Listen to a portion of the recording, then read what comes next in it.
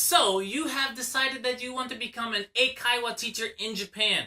In this video, I'm going to be talking about the job requirements, where to get a job, the Japanese level requirement, pros and cons of being an Eikaiwa teacher, and some resume and interview tips coming up. What is up, everyone? Welcome back to the channel. This is just one more Guyjin sharing and simplifying Japan. If you are new, welcome to the channel. Alright, now we're talking about being an Eikaiwa teacher. The job requirements for being an Eikaiwa teacher boil down to pretty much one thing. You have to have a bachelor's degree in anything you want. Of course, they will give precedent to people that have a degree in education or ESL, TEFL, or TESOL. I got my job as an Eikaiwa teacher when I first came here with a degree in international studies. And I had a minor in Japanese and geography as well.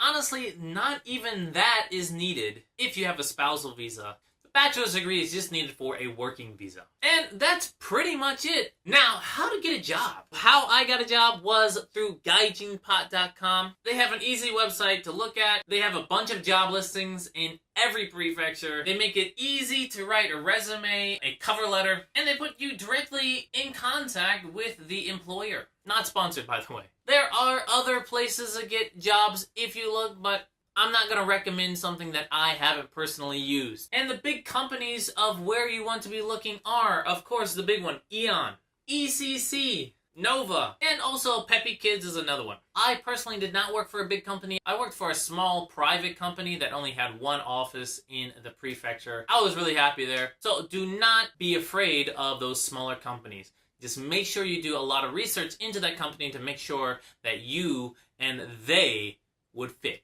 The Japanese level requirement for an Eikaiwa teacher is usually none.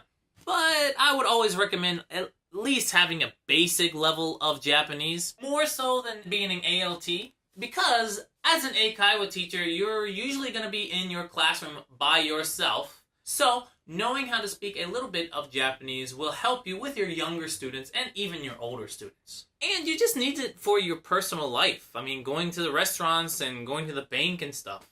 Of course, a lot of your companies will help you with that, but it's always nice to be able to depend on yourself. Now, the pros and cons of working as an Eikaiwa teacher. If you haven't checked out my other video where I go through the pros and cons of ALT, Eikaiwa, and preschool and kindergarten teacher and a bunch of the stuff, check it out in the card above.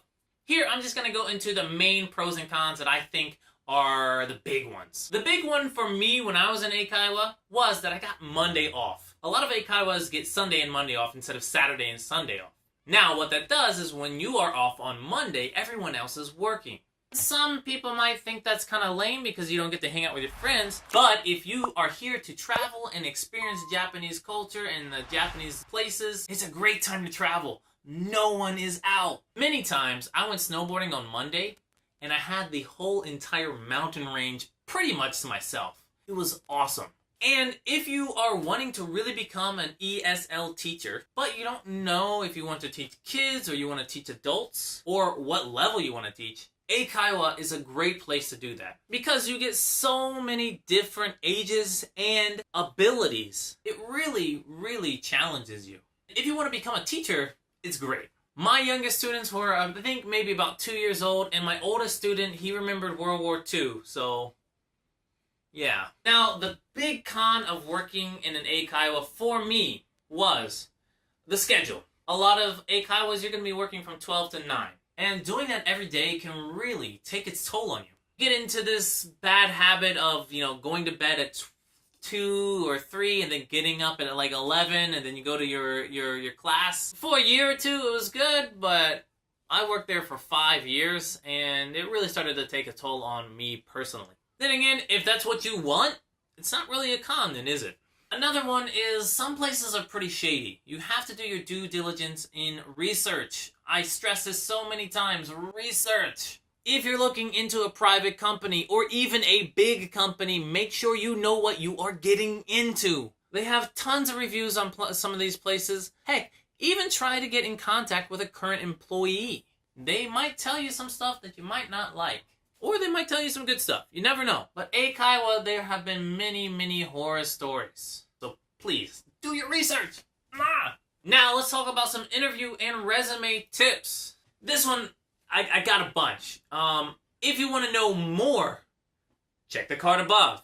I'm just going to talk about a few here, but I've seen some pretty bad resumes in my time working in Japan.